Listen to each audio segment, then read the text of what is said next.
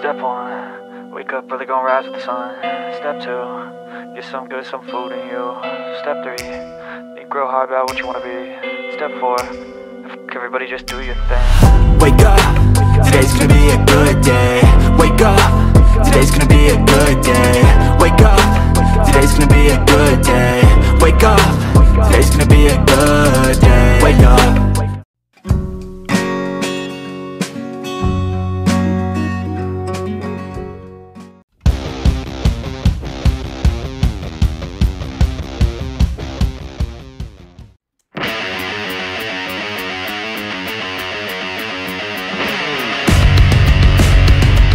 One sa mga detective na dito ako sa homepod ko sa Pasig. Nakain ako dito sa Kalsada Burger. Samahan niyo ako, tatakawin ko naman kayo. Let's go!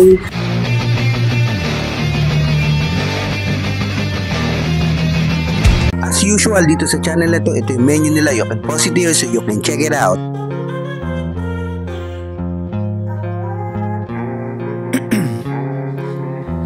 In my veins, I've been driving this train.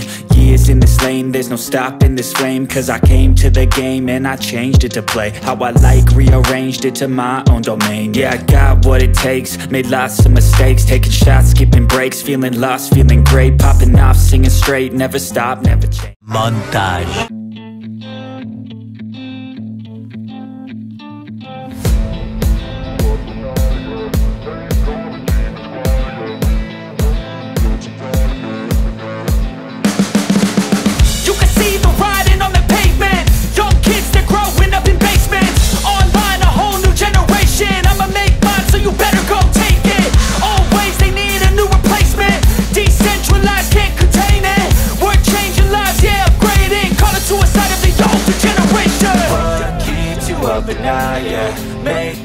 Grabe naman yan, Poblacion Burger and Hotdog. Siyempre ito yung buns nila.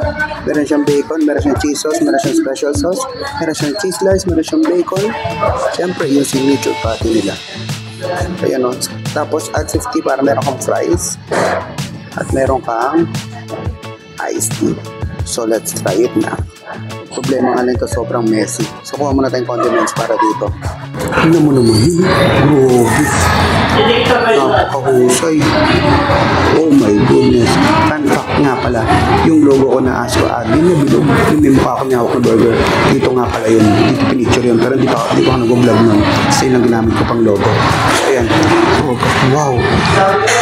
Diyos ko. Grabe naman. Ibang kaya. Let's try na. Try ko na tong fries. Normal fries yung mga bibili sa supermarket. That's true. No choice. Kailangan mong humawak ng ganito. Humamit ng ganito. At syempre isang kamay na kasi video ko eh. Slowista ako ngayon.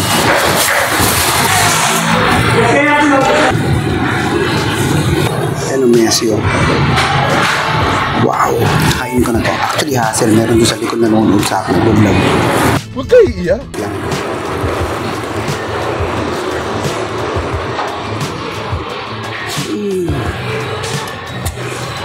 Yung patty niya, beefy, hindi maalat, pero medyo peppery. Tapos yung lasa kasi mas dominating pa rin talaga yung beef flavor niya, wala na masyadong arte-arte. Tapos syempre may lettuce, napaka-fresh, tapos may onions, may tomatoes, hindi din overpowering yung cheese sauce niya. Kasi may special sauce din siya na masin-masin, parang mayonnaise, na may mix. So yung tsura niya nakakagatan ko na. Very nice. Mura to wala itong burger na to.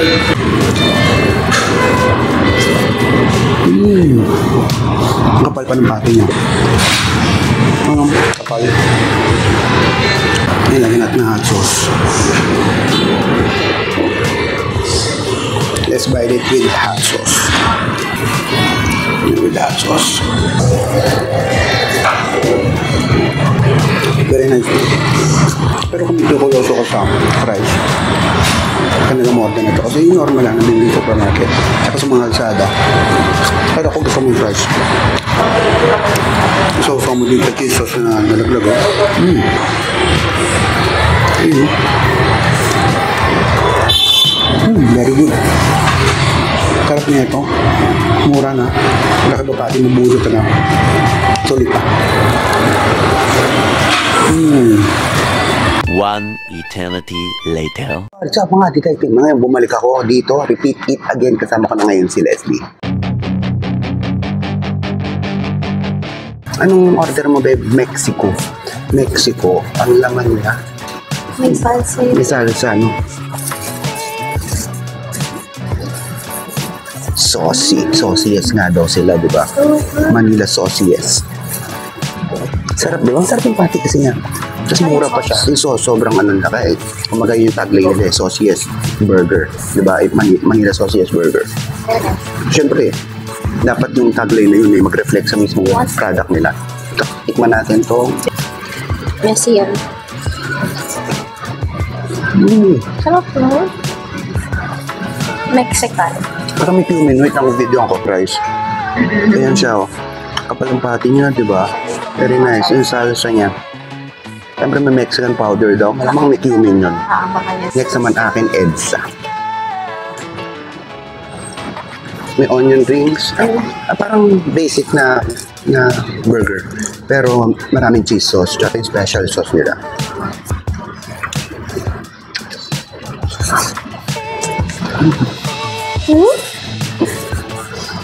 Very nice. Ang sarap. Ito talaga yung ano nila, yung special sauce nila, yung house blend sauce nila. Ano yung laman niya, oh. Tingnan mo. Nice. So, tomatoes pa, syempre. Ayan, grabe ang sauce nga. So yan, yan. Pagiging basic niya, sobrang compliment yun, no? Wala nang complicated taste, no? Okay yung cheese nila. Sarap yung cheese, oh, hindi nakakaumay. Sinabi ko din nga tayo nung unang punta ko dito, doon naglag ako dito. Pati, ulit. Gano'n kakapal. Mura-mura pa dito. Ay, no, kapal ng pati, oh.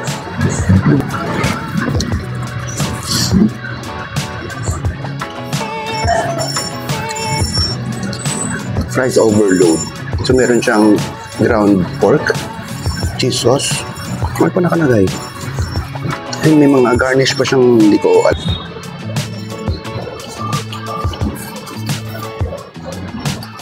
Ang sarap pa. Ang sarap talaga yung cheese sauce nila. In fairness, hindi siya maalat. Alam mong cheese yung lasa niya, pero hindi siya nakakaumay. Ano kaya ito, no? Ewan ko. Parang goods na goods yung cheese sauce nila.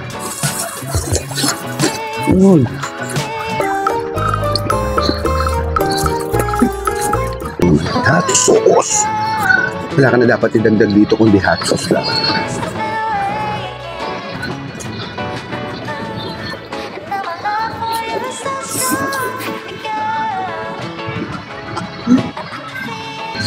So I'll end it here. So that's it for this food trip. See you later, kids. Bye-bye.